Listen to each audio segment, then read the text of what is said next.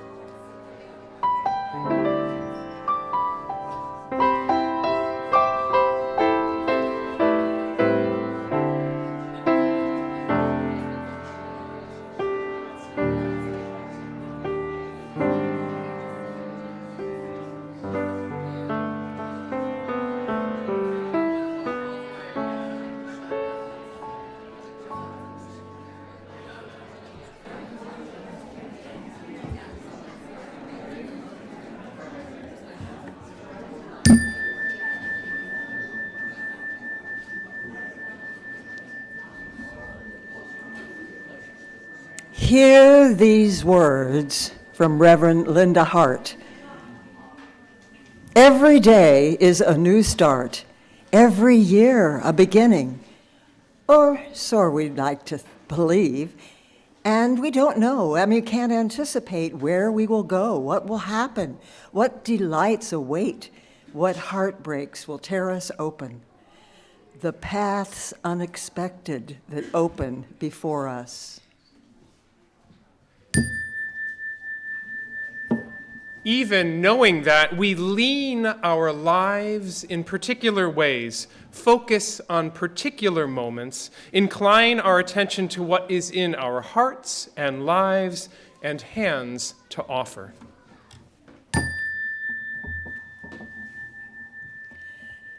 We come here amidst the discoveries and delights, the worries and woes, to find a moment to connect, to pause on the journey, in gratitude and sorrow. It is good to be together. Please join me with the chalice lighting words. We light this chalice, symbol of our living tradition, to mark our time together here in this fellowship of love we give and receive the gift of attention. May this flame remind us of the love which binds us together. And now let us pass the peace. If you do not want to participate in this, you know well to just keep seated and we'll leave you in peace.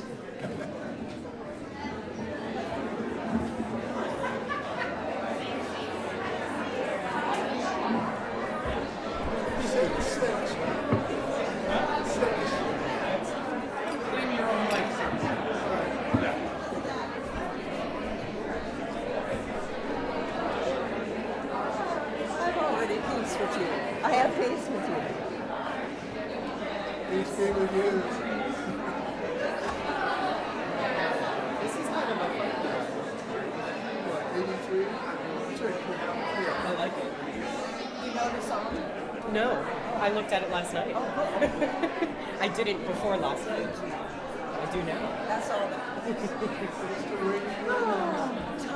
I'm like, how much time should I give them to chitter chatter? Just jump in there. Yell out, yell. When you've been done passing your piece, please remain standing for our opening hymn number 83, Winds Be Still.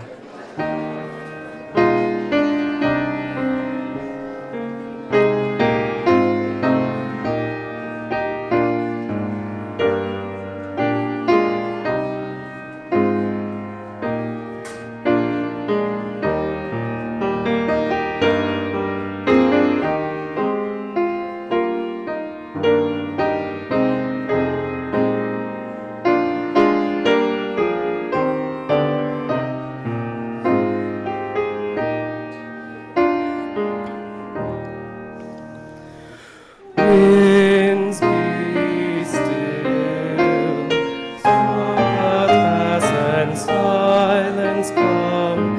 Peace, grace this time with harmony. Fly, bird of hope, and shine, light of love, and in calm let all find tranquility.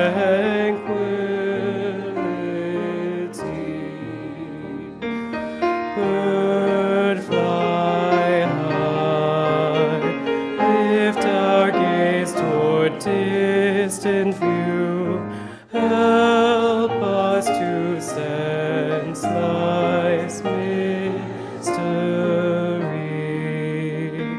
Fly hard and far and lead us each to see how we move through the winds of eternity.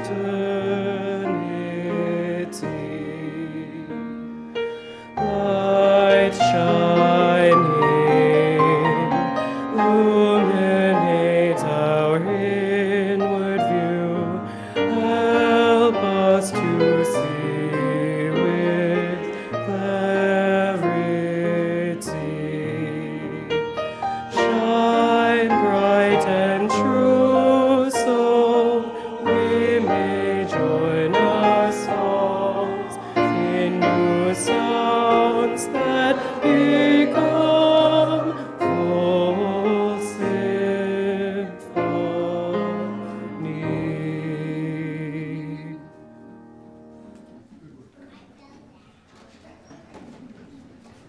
Good morning. I'm Barbara Martin, your celebrant today. We welcome all people who welcome all people. We welcome all genders, ethnicities, bodies, and stories. Whatever you are carrying with you, whatever you long to set down or pick up today, may you find here the love, support, and encouragement that you seek. In this is your if it is your first time here, welcome.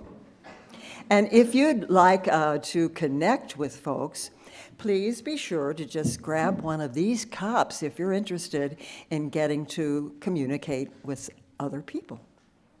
Otherwise, you can, hide like you did earlier. Okay. All right. Tuesday is the Jewish holiday of Purim and the Hindu festival of Holi.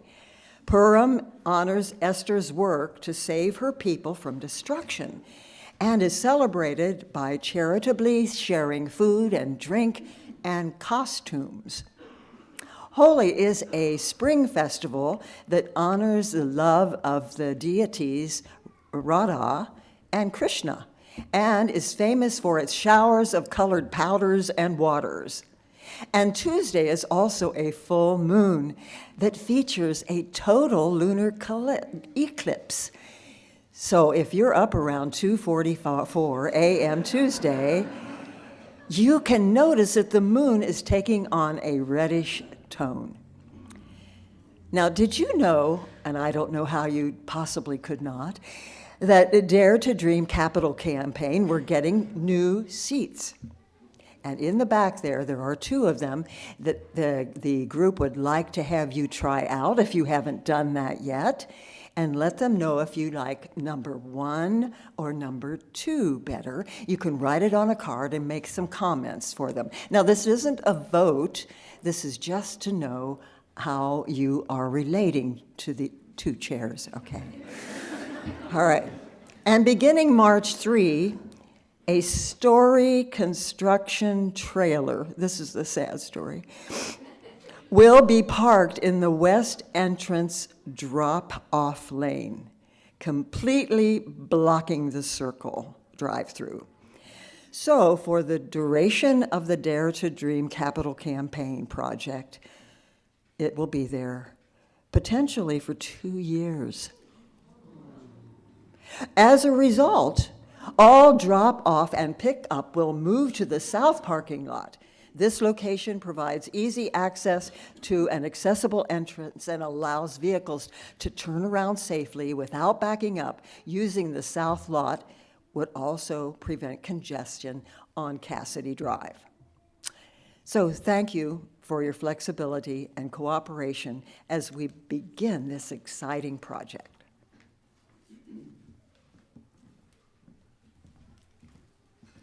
Very dynamic announcements. Thank you.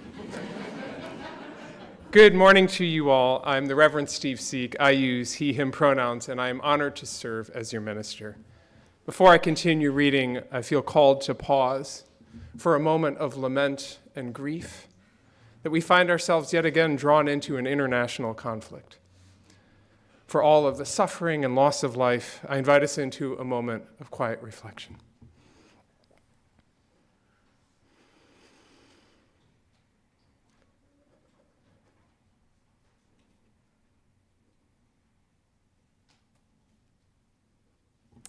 May peace prevail on earth.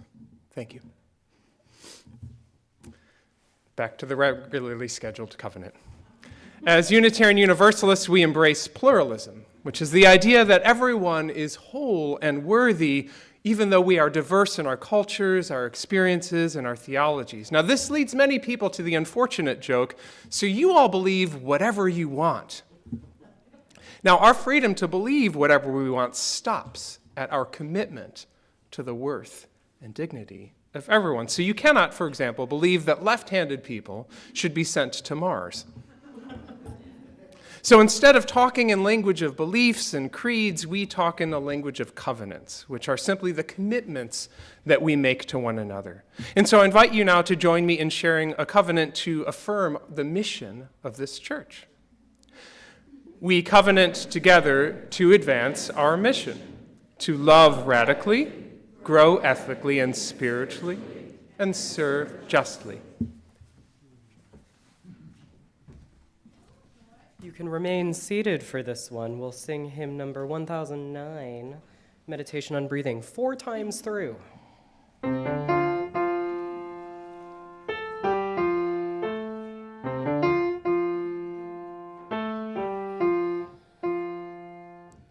I breathe in, I'll breathe in peace. When I breathe out, I'll breathe out love. When I breathe in,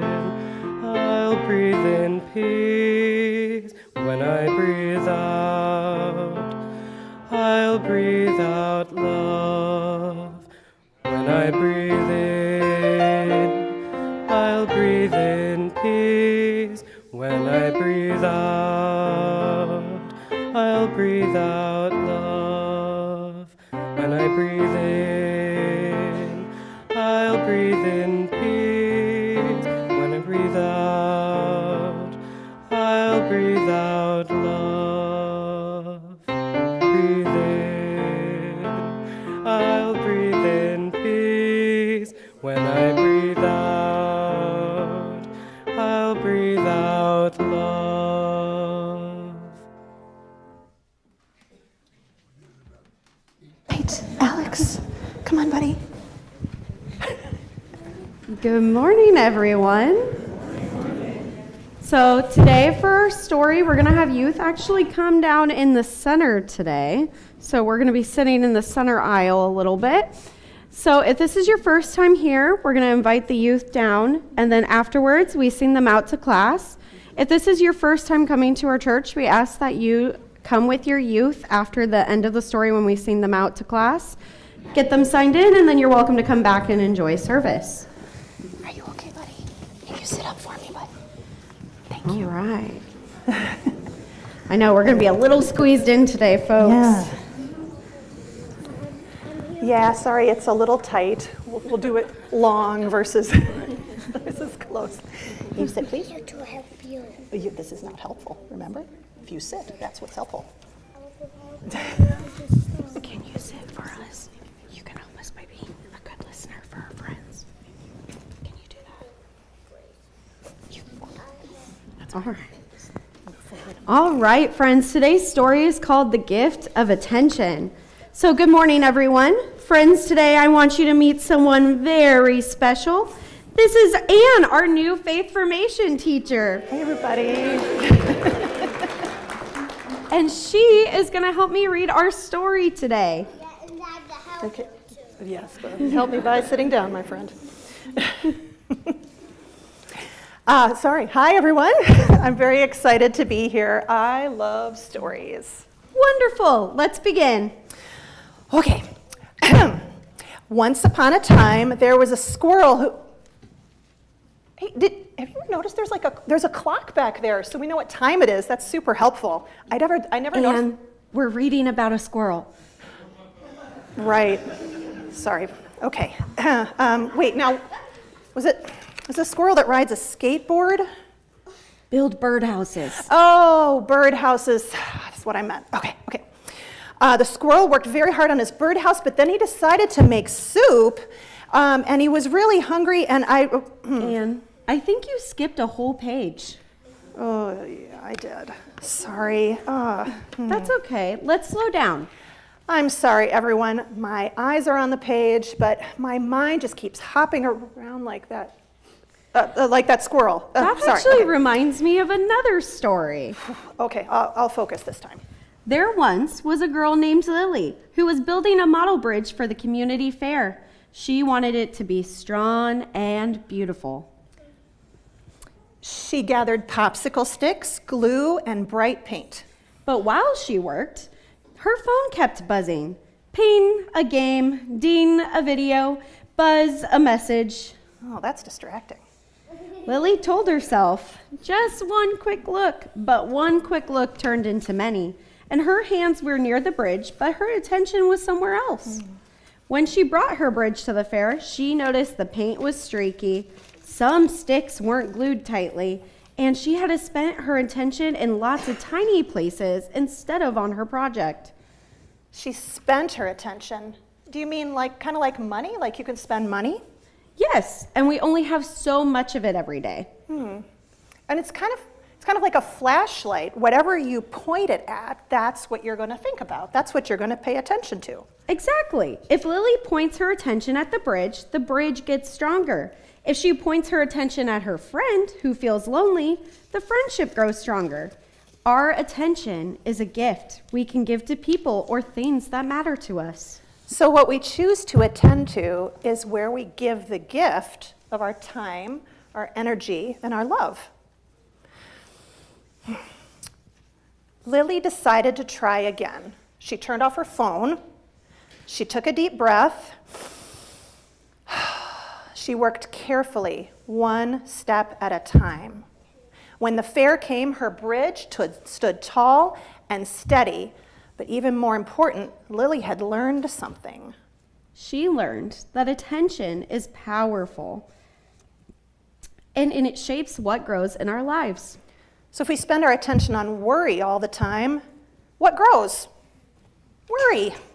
If we spend it on kindness, what grows? Kindness. Kindness. And if we spend it on listening to each other, understanding grows. In our community, we try to be thoughtful about how we live. Part of that is choosing where we place our focus. And if I want to be a good teacher, I need to give my full attention to the story and to all of you. This week, notice where your attention goes. Is it helping you build something strong? Is it helping you have someone feel seen or cared for? Let's practice pointing our attention flashlights at what truly matters. Now, if our young people choose to join us out in the Griffin room, we're going to be practicing paying attention. We've got some games, we've got some crafts, we've got some free choices. And we brought you with us. When we go, we're going to have to go a little differently because we're going to have to go, we can't go this way, we're going to have to go that way.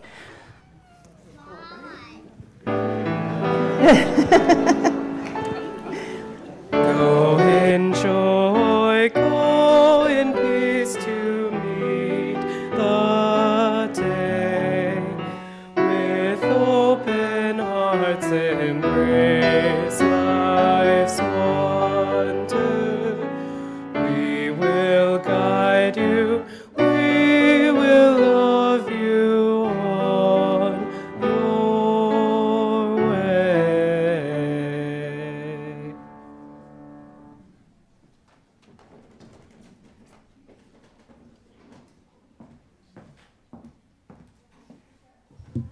Good morning, everyone. My name is Kara Andreski, she, her, and I am here for a member of the art committee to welcome you once again to join in some new artists that are going to be here for the next 2 weeks. We're having construction done to the art room, Griffin Hall, and so we won't have an artist up for the next 6 weeks. So hopefully you'll get a chance to go and enjoy the artwork up. We have Andrea and Jan, who are sisters, who grew up in a family of artists, so have been painting from a very young age. Jan has been experimenting with bright colors and simple shapes, and Andrea's work is an exploration of various moods through portraits overlaid on vibrant backgrounds. I hope you will take the time during coffee hour to enjoy these artworks. Their art will be coming down on the 18th. Or actually, I believe it's the 16th, due to construction, and we will be putting up a new artist in May. So thank you so much. Have a good morning.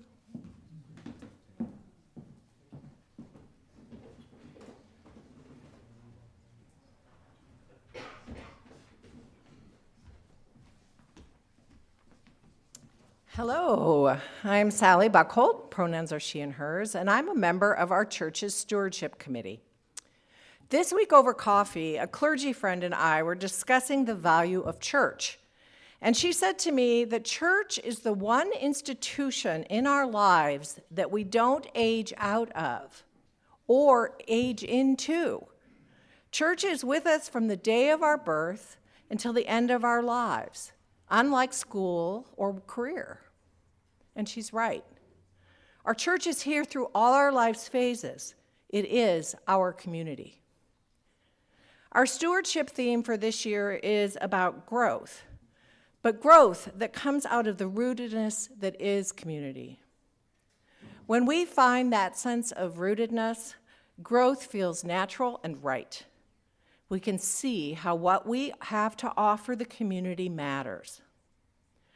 We can see that our mission is about roots and about what grows from strong ones, giving, loving, growing, and serving. It is time to make our pledge commitments for July 26 to June of 27. If you have already pledged, and many of you have, thank you. If you are turning in your pledge card today at the showcase table where you'll find me, thank you. If you prefer to pledge online or via email to Tracy in the office, thank you. We are rooted, we are growing, we are loving across all the generations of our lives. I am grateful for every one of you for that. Thank you.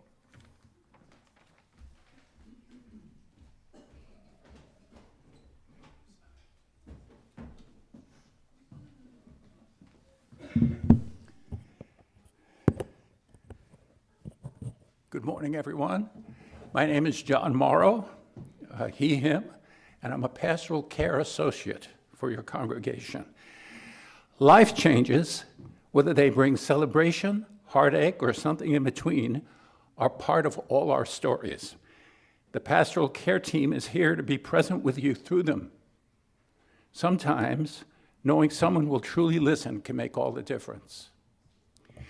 You can reach out to us at pastoralcareteam@ucdsm.org via our phone number listed on the screen, or connect to the Caring Community page on our website, where you can also request care or volunteer to provide it.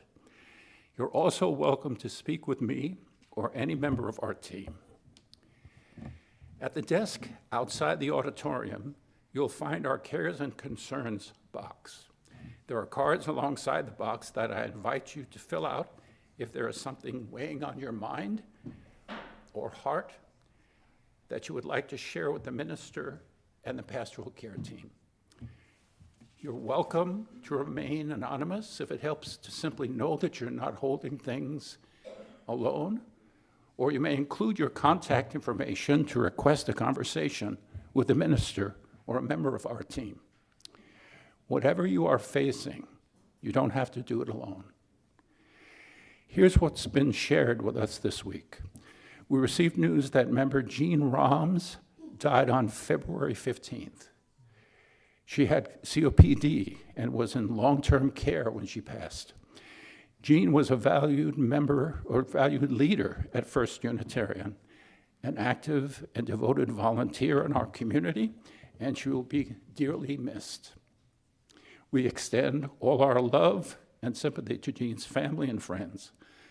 A memorial service is planned for April 12th from 1 to 3 p.m. here at First Unitarian. As we take a breath to hold the sorrows of life, let us extend our care and healing energy to Dominic Seek. His parents, Steve and Annie, share that Dominic will undergo surgery on his wrist at Shriners Hospital on Tuesday, March 3rd. The doctor will be separating 2 bones that are fused in his left forearm in hopes of giving Dominic more rotation in his wrist. Dominic gets excited about the surgery, but would definitely appreciate your prayers and healing thoughts for a swift recovery.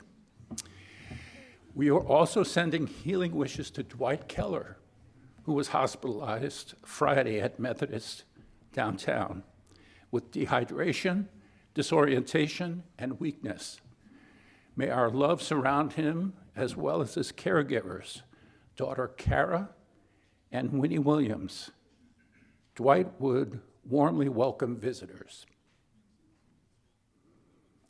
And Lynn George just informed me of an addition here this morning. Lynn and Carrie George share that their sister-in-law, Mary Kay, in Platteville, Wisconsin, experienced a health crisis last weekend. She was found unresponsive in her home, life-flighted to University Hospital in Madison. She was in the ICU on life support for 3 days, 3 to 5 days. She is still tethered to many tubes, but has been moved out of the ICU. The diagnosis, pulmonary emboli, more common when with lymphoma and rhabdomyolysis. A long rehab awaits her, but she is back to the land of the living.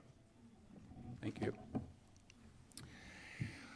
Following the service, please stop by to sign cards of care that will be sent to those mentioned today. A gentle reminder that the Grief Support Circle now meets on the second Sunday of each month at 3 p.m. in the minister's office. The next gathering is scheduled for Sunday, March 8, and all are welcome to attend. We recognize that there are many more stories, concerns, and people on your mind than we've had time to share aloud.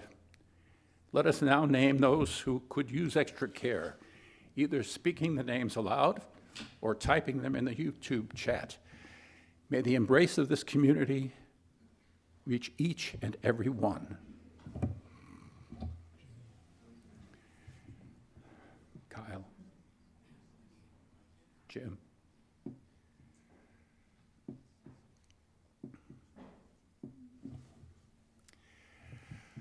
we now light 3 candles.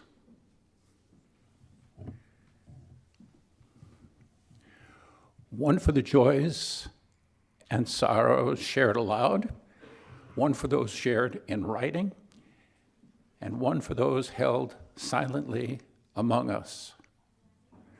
For all of these, we now observe a minute of silence.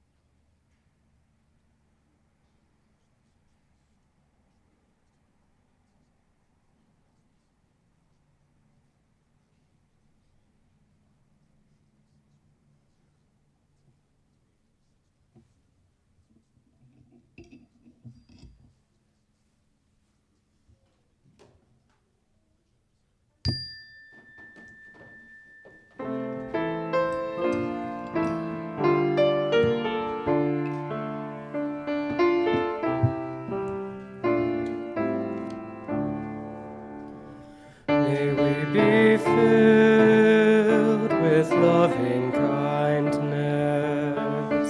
May we be well. May we be filled with loving kindness. May we be well. May we be peaceful and at ease. May we be whole.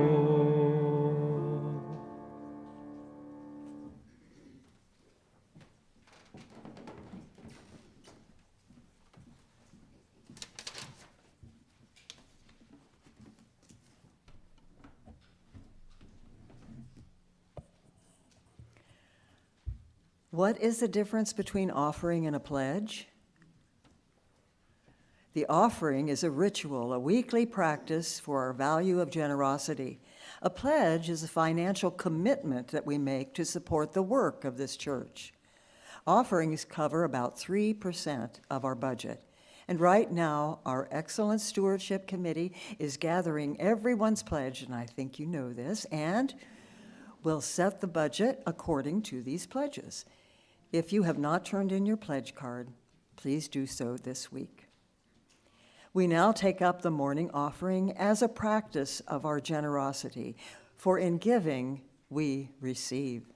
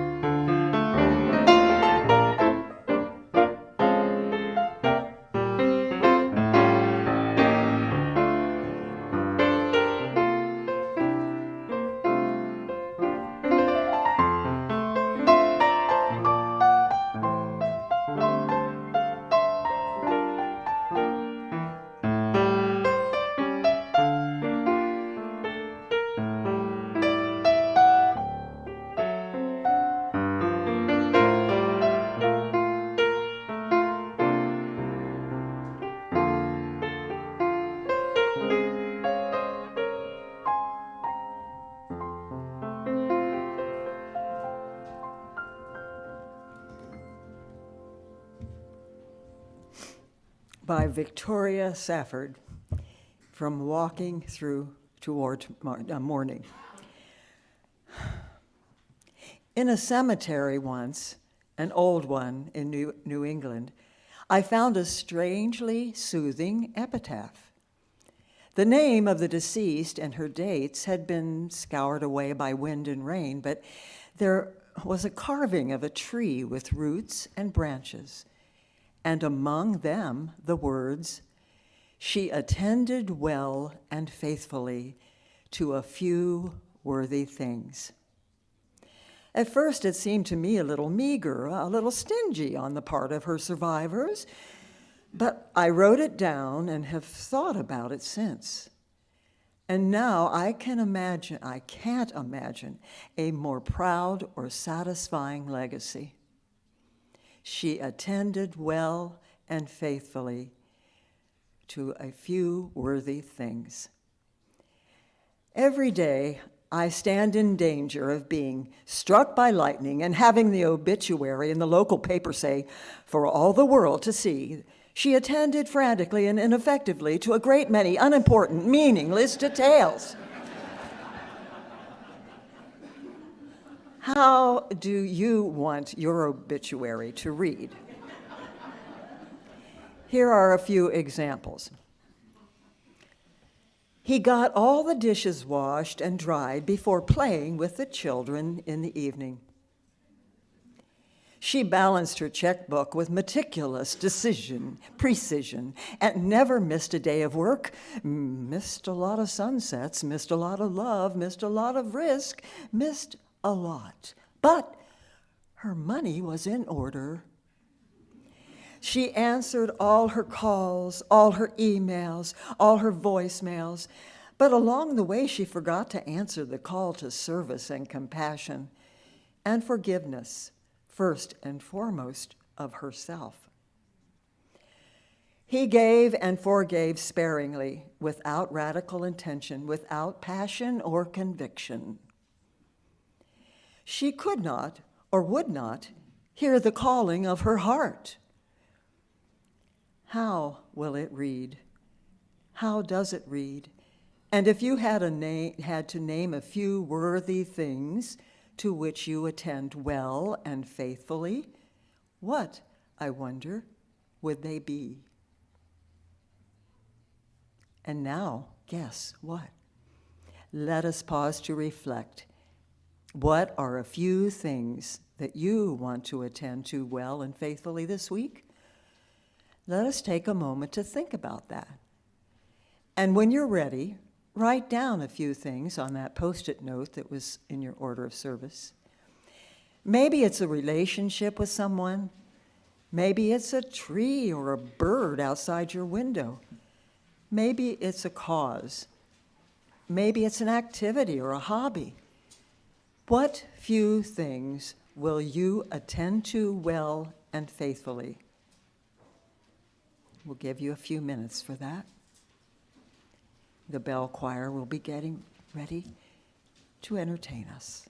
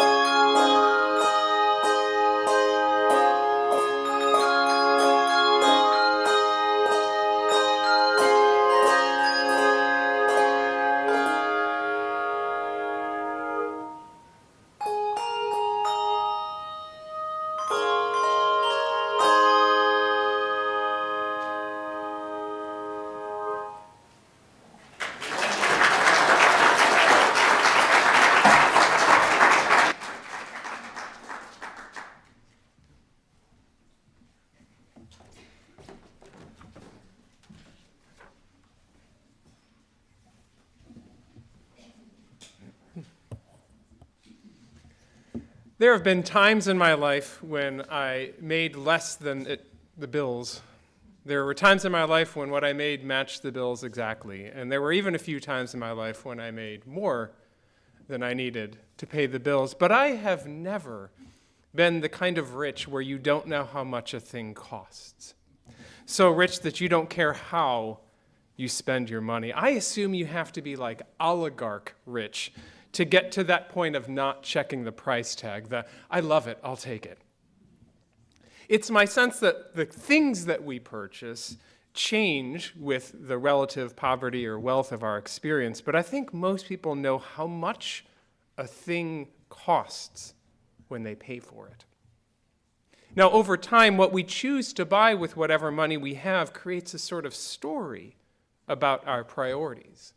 I can imagine, for example, a family of 6 who live in an unfurnished one-bedroom apartment on the outskirts of a posh suburb so that their children can get that fantastic public school education.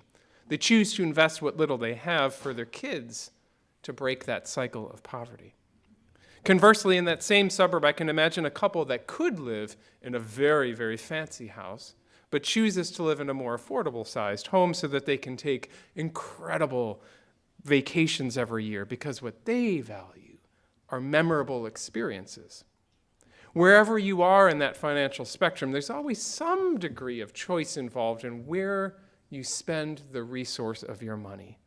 And that choice says something about what matters to you. It tells a kind of story.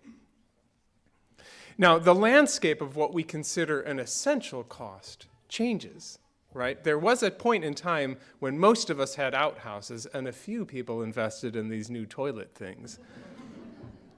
Over the last 25 or 30 years, most of us lived through such a paradigm shift. The average American spends $280 a month on internet, cell phone, and streaming services. And I want to explain for my younger folks, we didn't used to have these services. We used to just have AT&T. But not in 1,000 years, if you pick all of those services, could you ever watch everything that's available on Netflix and Prime and Apple TV and Disney Plus and Peacock and Paramount Plus and so forth. But that choice to watch whatever you want, whenever you want, has become for most Americans an essential cost. What we choose and then what we have, this makes me think about a text in our hymnal. Did you know the hymnal also has texts that don't have a tune attached to them? I know. So this is 374, and it's written by William DeWitt Hyde, and if I can, there it goes. And it reads this way: since what we choose is what we are, and what we love we yet shall be, the goal may ever shine afar, the will to reach it makes us free. Now, I'd like to parse a couple of those clauses and disagree with them, but because, for example, we don't always choose to be the job that we're in. Sometimes it's just a job. It pays the rent, but it's not what we are. But I think if we can be generous to the writer here, the idea behind it, that if you choose to spend your time and your money in your garden, it sounds like you're a gardener. All of this makes me think of a quote that is falsely attributed to Aristotle. We are what we repeatedly do. Excellence, then, is not an act, but a habit. Not Aristotle. It's actually the philosopher Will Durant who wrote this in a 1926 book trying to explain Aristotle's Nicomachean Ethics. It's clearer than the previous quote by William DeWitt Hyde, I think. Whatever we repeatedly do becomes a habit, and Aristotle's point, therefore, is be careful about what you choose to do, because that'll be your habit. That'll be the story of your life. That will be your epitaph. So you might as well choose habits that lead to excellence, or as Aristotle would have said, eudaimonia.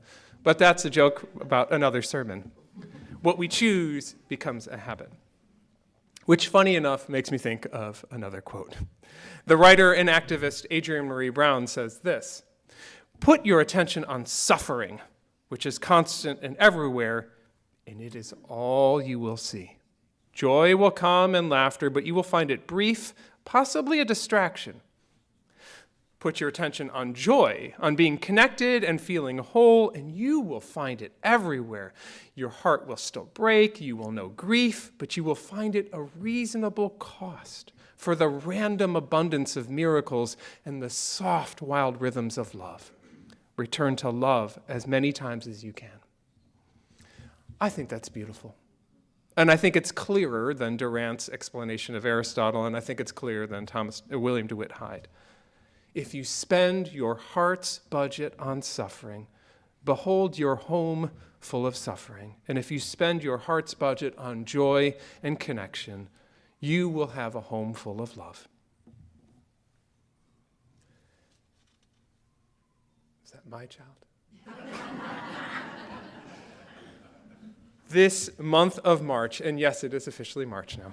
This month of March, we're embracing the spiritual and ethical practice of paying attention. And when the celebrant team met to discuss this, they immediately got hooked on the verb paying, as if attention was a precious resource that we distributed like money. I thought that was intriguing. One celebrant noted this: what we pay attention to, what we choose, is how we live our values. And that sounded to me like Adrienne Marie Brown or Durant explaining Aristotle or DeWitt Hyde. But here is a truth. When I think about the expression paying attention, I get a little apprehensive. I have a brain that does not like to sit still. Apparently, there are people who will hear a thought and just think that thought. Whereas I will hear that thought and then think that thought and then a related thought and then another related thought and then a third related thought, and then I'll have to pause and say, I'm sorry, what were we talking about? I modeled that for you just now in the way I wrote the first part of the sermon. To pay attention. That makes me think of budgets. That makes me think of the moral document of budgets. That makes me think of William DeWitt Hyde and Durant and Aristotle and Adrienne Marie Brown. Now, I am not the only one here with a fidgety brain. I see some knowing nods. And I suspect that a lot of us associate that expression, pay attention, with a scolding teacher in elementary school. As in, are you still with us, Steve? Can we free ourselves from that meaning of the expression today? Can we set that down and embrace the deeper meaning of the phrase to pay attention? Meaning, what do you choose to imbue with the priceless gift of your attention? Or, as the Reverend Victoria Safford so eloquently puts it, what few worthy things do you want to attend to well and faithfully? You see, most of us learn pretty quickly in adulthood that we only have so much money, and the market is offering so many products and services that we want. We have to choose what we do with the resource we have. So one way or another, we had to learn to make choices. Okay, I have money for either Netflix or Apple TV. Or I have money for either a nicer apartment or a newer car. We track our spending, but it's harder to track our spending on attention, isn't it? How much of your attention is given to those few worthy things you want to attend to well and faithfully? And how much of it is seized by other people who need to feel attended to? I suspect most of us have someone in our lives who exploits the resource of your attention, who views your time and care as an infinite resource that they are always entitled to. Some people play a shell game with our attention. I would say that our president counts our attention as a shell game as a matter of policy. Please stop paying attention to the impact of my tariffs. Look, here's ICE. Please stop paying attention to the Epstein files. Look, I'm bombing Iran. So as we look over the budget of our attention, do we find that we are paying for metaphorical services that we never subscribed to? And the real question, how do we reset our priorities and spend our attention on those few worthy things that help us live our values? Like most super cool 18-year-olds, I read Stephen Covey's The 7 Habits of Highly Effective People.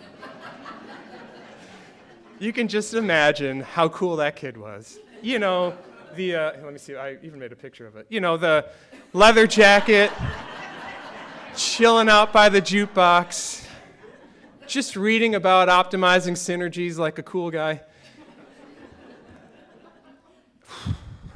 I hear it out loud, I do. Okay. Habit number 3, Put first things first really changed my life.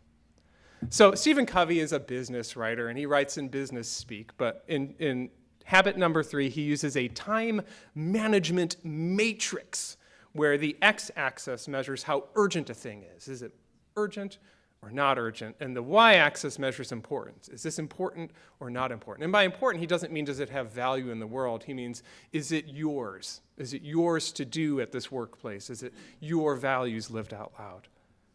So you get 4 quadrants: important and important but not urgent and important, and urgent, not important. Now, 2 of these make sense to us right away, I'm going to go ahead and guess. Because in the top left are the things that are both urgent and important. Your spouse turns to you and says, "I do not feel well. We need to go to the hospital." You are the minister or administrator of a church, and you realize you have a mold outbreak in your lower level. Very simple, very straightforward. This is where I am now paying my attention. This gets the resource of my attention. By contrast, in the lower right, things that are completely unimportant to our purpose or values and not at all urgent. Scrolling your social media, watching your Netflix and Prime and whatever. Stephen Covey would say, don't pay those any of your attention. Those 2, I think, make sense to us. The other 2 are more complex. Things that are urgent, but not important. The crisis is real. It's just not your crisis. It's not your work to do. Things in this quadrant love to suck away our attention every day, and they are the birthplace of the coffee mug. A lack of planning on your part does not constitute an emergency on my part.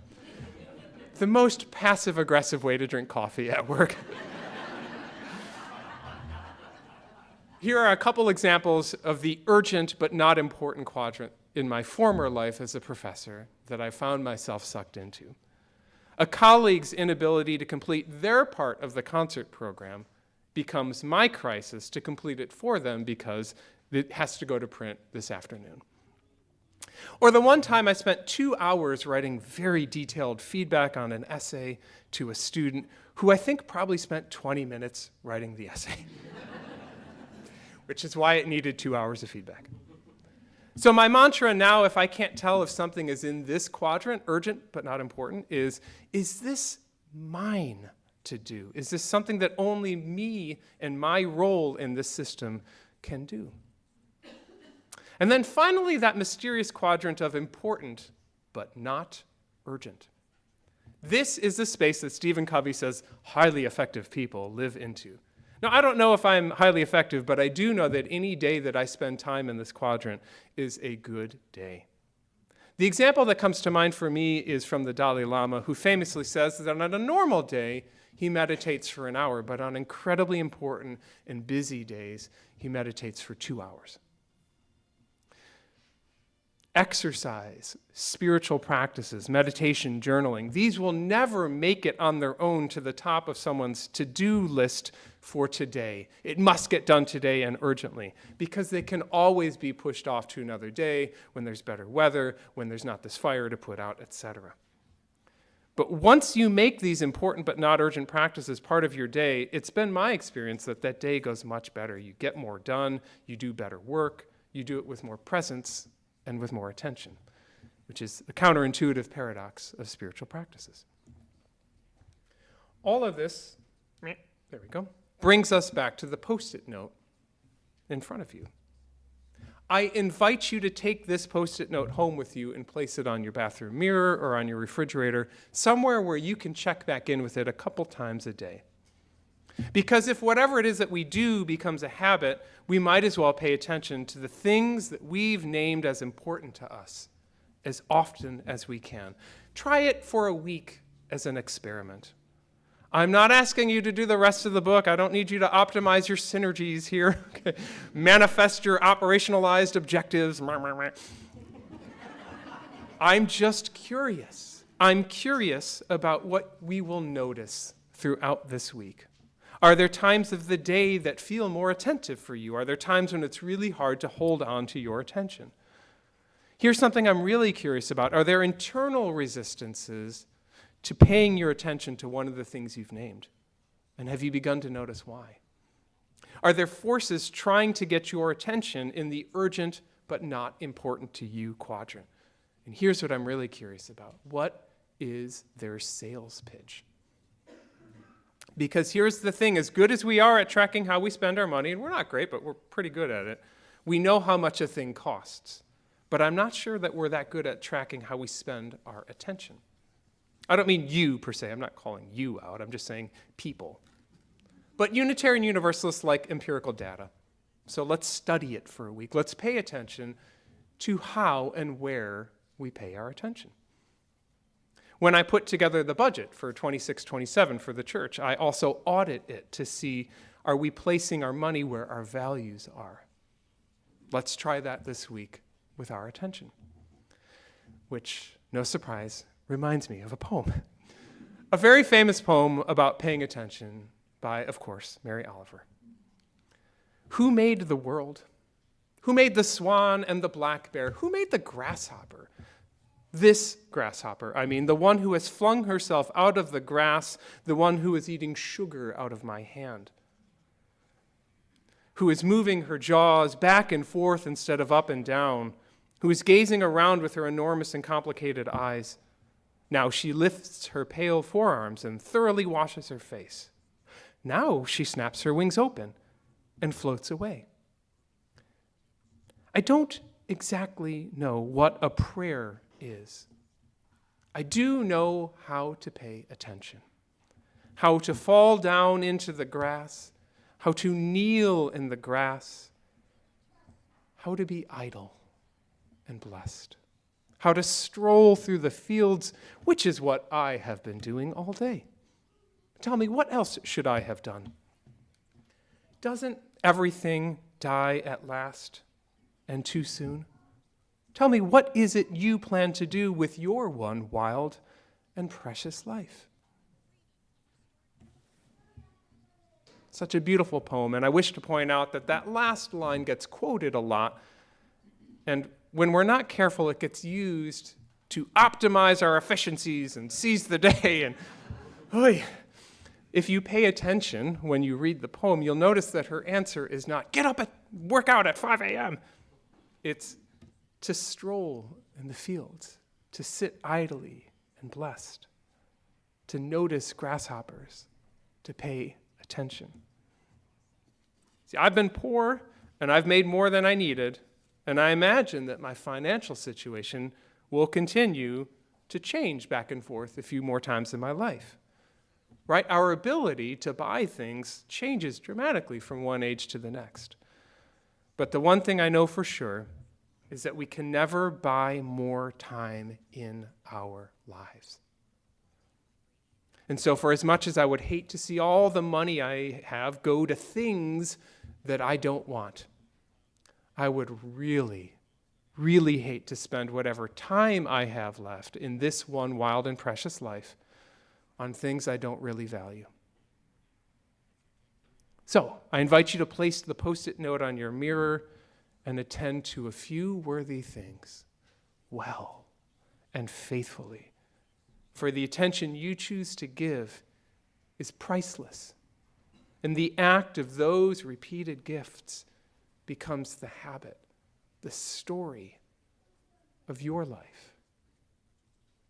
Doesn't everything die at last and too soon?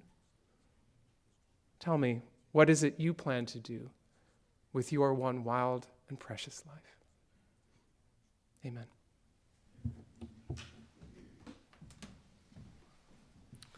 And please rise in body and spirit and sing with me our closing hymn, number 350, The Ceaseless Flow of Endless Time.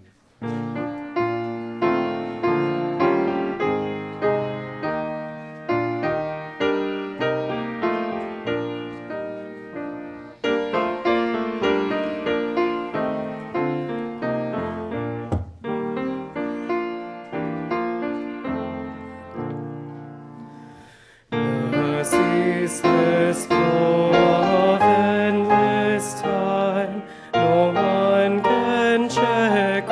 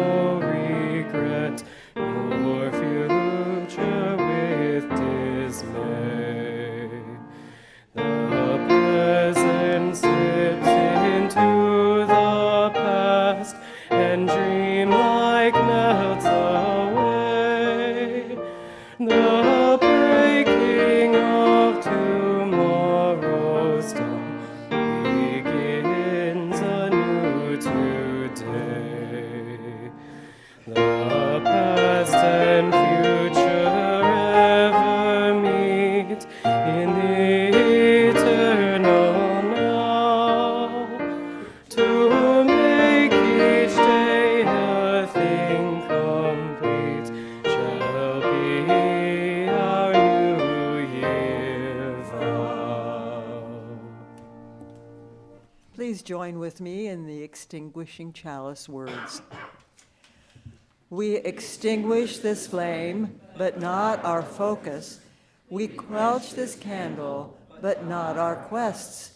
To observe this splendid world, to witness each other, these we continue all the moments of our lives. Dear ones, you love, you matter, and the gift of your attention is priceless. So go forth attentive to a few worthy things, well and faithfully. Amen.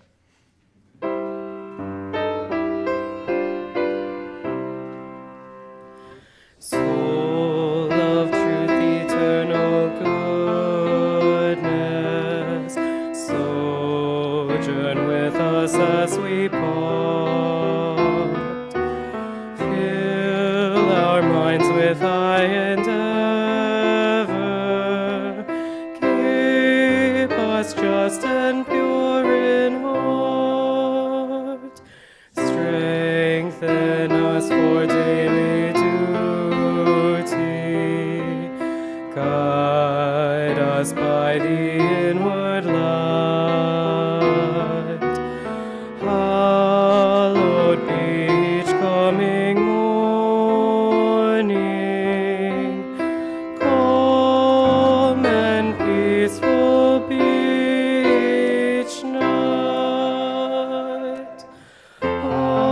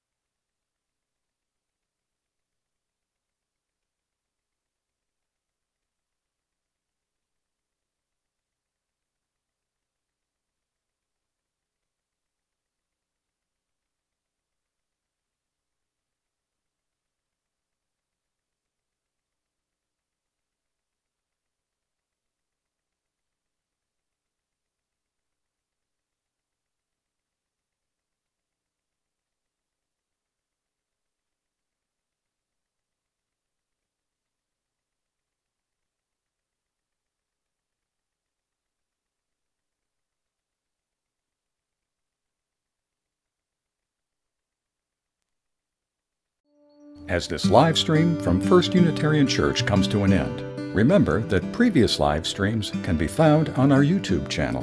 We'd love to see you in person someday. Until then, thanks for joining us.